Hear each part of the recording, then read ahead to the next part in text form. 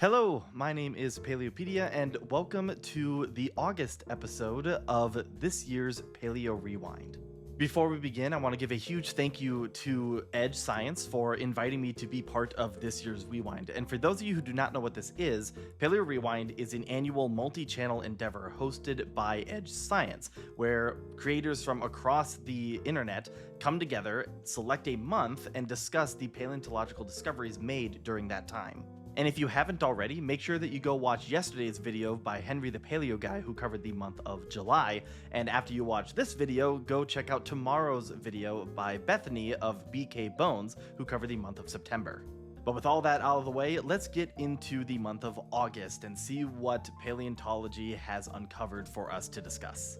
We're going to start off really strong with two of my favorite subjects combined, paleontology and whales. On August 12th, researchers from Australia announced the discovery of a new species of ancient whale called Janjucetus dollardi. This dolphin-sized baleen whale lived about 25 to 26 million years ago during the Oligocene in what is now Victoria's Surf Coast in southeastern Australia.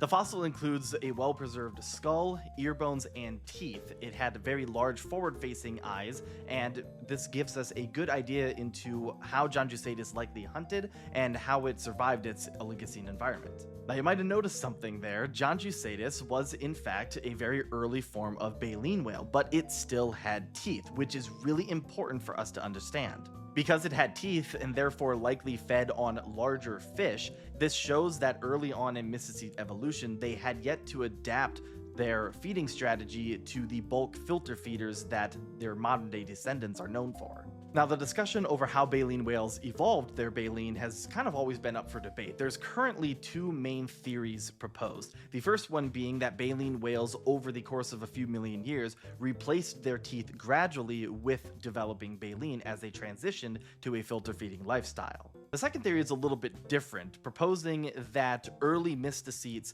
started suction feeding along the seafloor, and over time they lost their teeth entirely.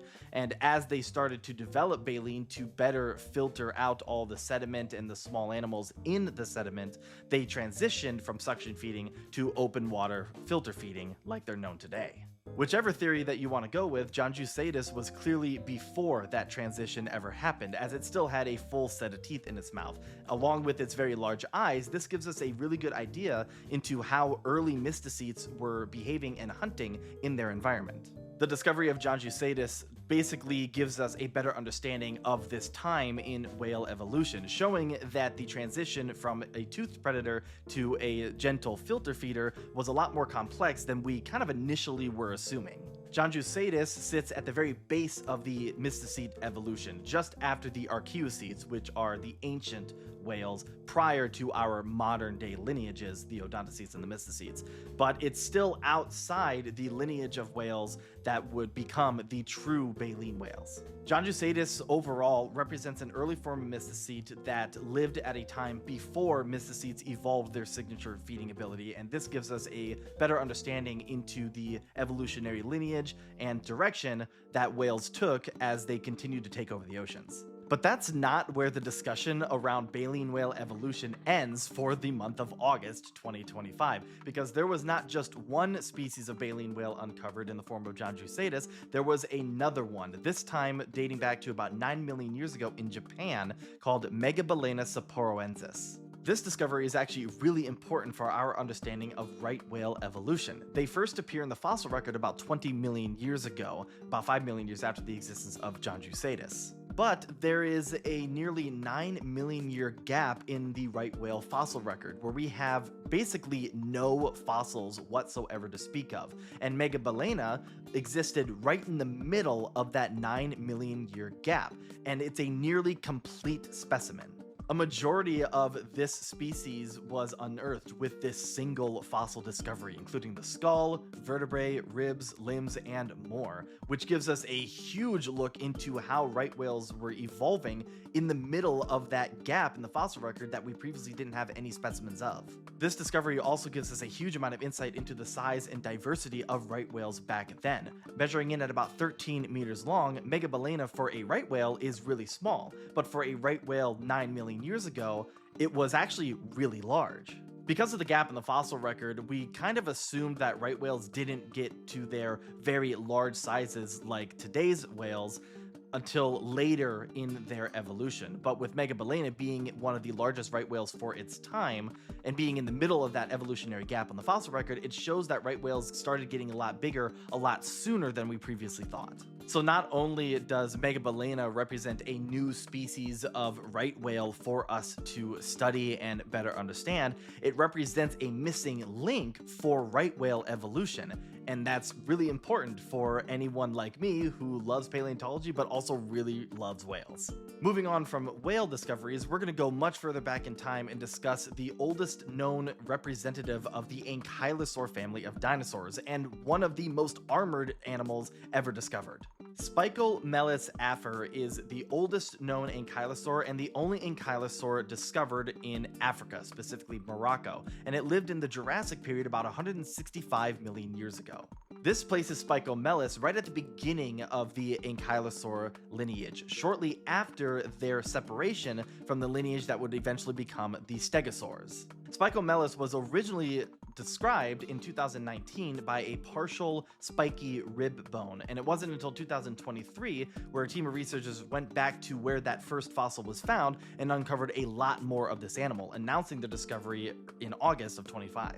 And holy crap, was this animal unbelievably well armored. Not only did it have the overall bony osteoderms that other ankylosaurs are known for, it also had a huge array of spikes covering its entire body, from 3-meter spikes growing out of its neck and shoulders to large spikes coming out of its thighs. It seemed to have had a spiny weapon at the end of its tail that would eventually become the club weapons of later species, and it also had a huge amount of spikes all over its back and sides. It is, without a doubt, the most armored animal in history, but that's what makes it really interesting, because this means that as ankylosaurs continued to evolve, they lost some of their armor over time. One of the most famous ankylosaurs is Ankylosaurus itself, and it lived 100 million years after Spicomellus at the very end of the Cretaceous period, and it didn't have any spikes along its body, and it had a bony tail club at the end of its tail, like a lot of other ankylosaurs around that time. And some other ankylosaurs, like the group known as the nodosaurs, didn't have any tail clubs at all. They relied just on their bony armor and a row of spikes along their sides. So Spicomellus is kind of an anomaly for ankylosaurs because it is so much more armored. This means that after Spicomellus, ankylosaurs lost some of their armor, and this has led researchers to believe that the spikes of Spicomellus weren't necessarily used for defense. Although they were very good for it, they might have been used more for display purposes, for fighting off rivals or attracting mates. And shortly after the existence of Spicomellus came a new group of predatory dinosaurs known as the tyrannosaurs, and they were eventually very large bone-crushing predators, and for animals like ankylosaurs, they might have needed to forego the spiky displays for the more heavily armored osteoderms that the later species are known for. Spicomellus was also unique for ankylosaurs in that its osteoderms were fused directly to its bones, which is not really a thing for ankylosaurs. Most ankylosaur osteoderms are embedded in their muscles. So that shows that early ankylosaurs were much more experimental on an evolutionary level with their armor and how it developed and worked with their bodies. Another really interesting species of dinosaur was announced in August, this time a type of Iguanodontian from the early Cretaceous period about 125 million years ago, known as Ichthyosaur macarthurae.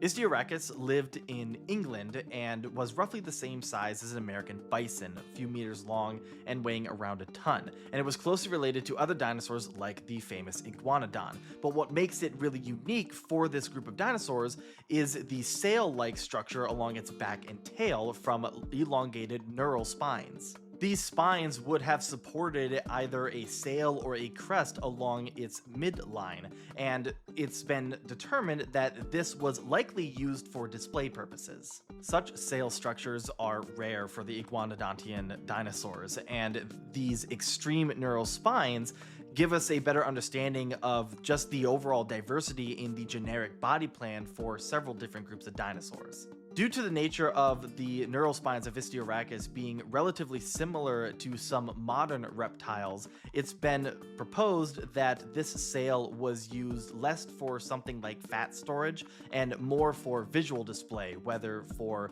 intimidating rivals, attracting mates, or social communications, or identifying individuals from individuals. We're not sure on that front, but that's what we think this sail was used for. Outside of the uniqueness of the sail for Ichthyorachis, its discovery tells us that the Isle of Wight, where it was originally unearthed, was a lot more diverse in Iguanodontian dinosaurs than we previously assumed, showing that the environment was able to support a wide diversity of the same group of dinosaurs. Moving away from the dinosaurs, we can talk about other reptiles of the Mesozoic period, including a discovery of a new species of Tanystrophid. Tanystrophids were a unique group of reptiles, distantly related to birds, dinosaurs, and crocodilians. They had a very interesting body design. Their body design was really interesting. They had 4 limbs splayed out to their sides, and the majority of their body length was taken up by a ridiculously long neck. This new species, named Ankylosaur, lived in what is now Arizona during the Triassic period, around 223 to 218 million years ago.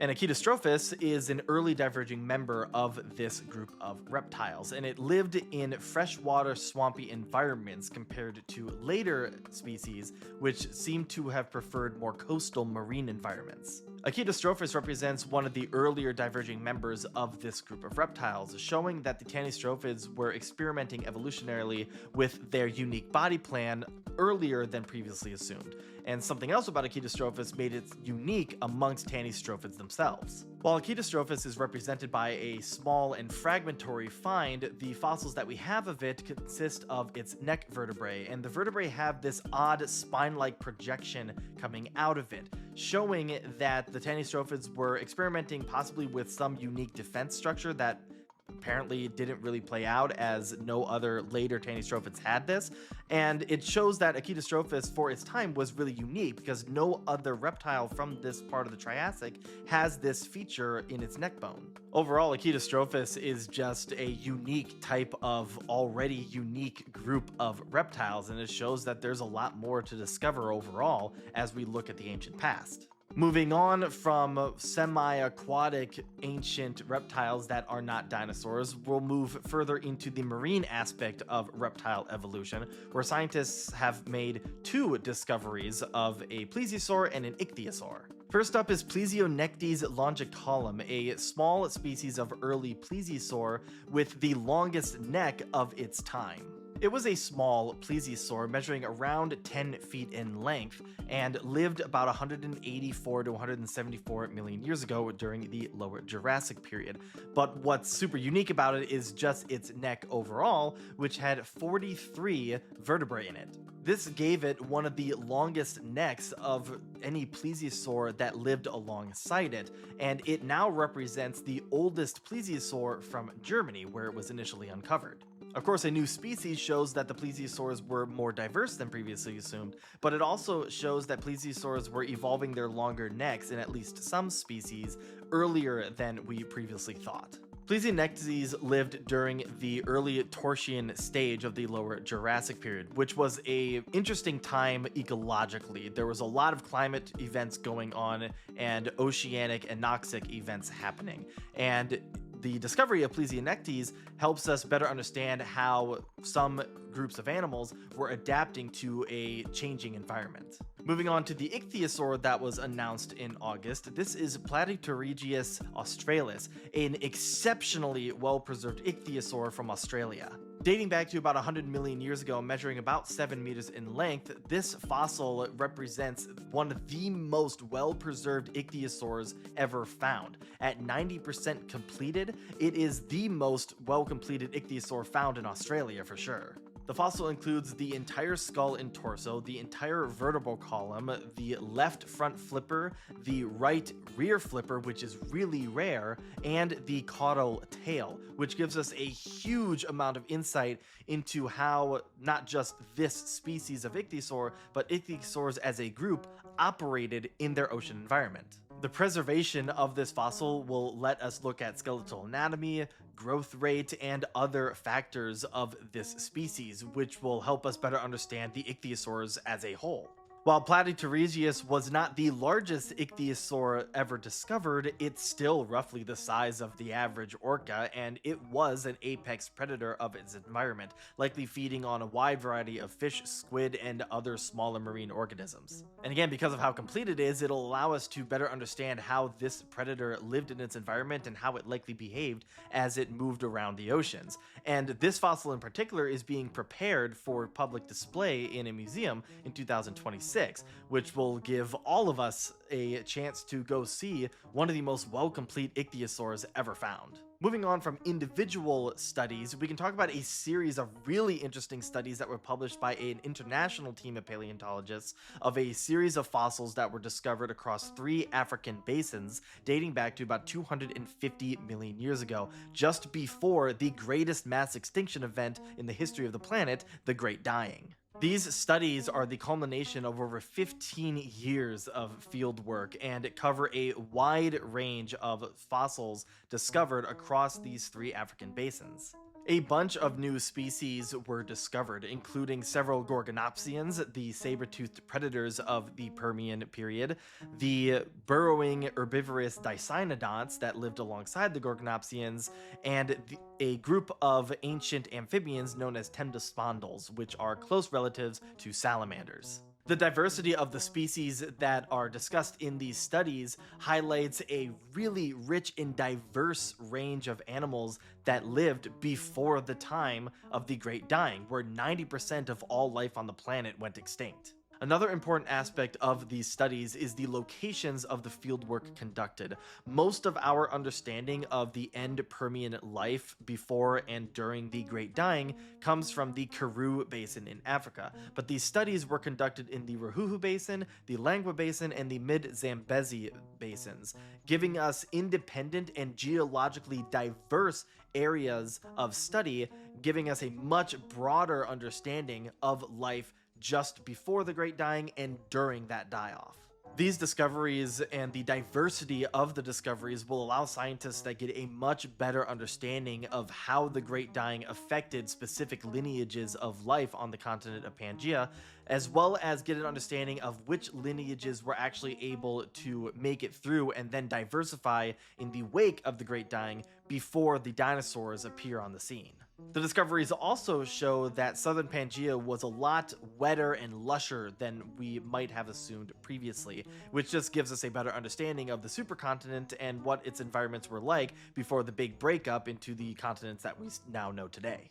Now we're going to jump forward to just a little bit after the extinction of the non-avian dinosaurs, about 56 million years ago, during one of the fastest warming events in Earth's climate history, to look at how a species of mammal was adapting to that changing environment. So 56 million years ago lived an animal called Dicacus, which was a type of mesonychid, a now extinct group of predatory and omnivorous mammal that started to gain prominence shortly after the extinction of the non-avian dinosaurs. So 56 million years ago, the Earth experienced the Paleocene-Eocene thermal maximum, one of the fastest, naturally rapid warming events in Earth's history. And the team of researchers were looking at the teeth of Dicacus. Specifically, they were using a technique called dental microwear texture analysis to look at the pits and scratches of the teeth of these specimens to understand what the animals were eating shortly before they died. And they looked at specimens dating to before this thermal maximum and after the thermal maximum. So the researchers found that before the PETM, Dicacus teeth had wear similar to modern cheetahs, indicating that they were eating tough flesh of their prey. But during and after the PETM, the tooth wear of Dicacus matched more closely with lions and hyenas, indicating that they were crunching harder material like bones. This dietary change is likely a result of the scarcity of their usual prey items brought on by the thermal maximum itself. Alongside the PETM, there was a minor extinction event likely caused because of the warming event. The PETM was also pretty quick, and it only lasted about 200,000 years, and the adaptations that Dicacus went through can help us maybe better understand how modern mammalian predators are going to adapt today due to our human influence speeding up our current climate crisis. Of course, Dicacus and the rest of the Mesonychids still went extinct shortly after the PETM, showing that even the most adaptable of animals are going to eventually succumb if conditions are pushed too far. But we have a better understanding of what at least some animals were doing during a rapid warming event in Earth's history. But finally, we are going to wrap up the August Paleo Rewind with a much closer to home discovery of one of our ancient relatives, Australopithecus. So an international team of researchers released a major study revolving around a baker's dozen teeth discovered in Ethiopia dating back to about 2.6 to 2.8 million years ago, and they represent a new species of an already known genus of hominid called Australopithecus. What's really important about this study is the age of the fossils, 2.6 to 2.8 million years old, younger by a couple 100,000 years of other Australopithecus specimens, showing that the lineage survived into the more recent past than we previously assumed, showing that hominin evolution is more complex than we previously thought. Most people accidentally tend to think of human evolution as kind of a straight line from ape to upright ape to human,